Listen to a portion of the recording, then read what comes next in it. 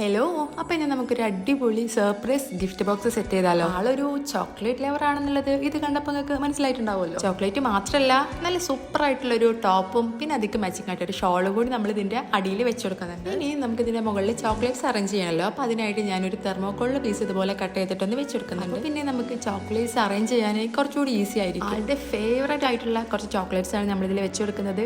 Diary milk, KitKat, പിന്നെ നമ്മുടെ Kinder Joy. ഈ കിൻഡർ ജോയ് കുട്ടികളുടെ സെക്ഷൻ അല്ലേന്ന് ചിലർക്കൊക്കെ തോന്നുന്നുണ്ടാവൂലേ.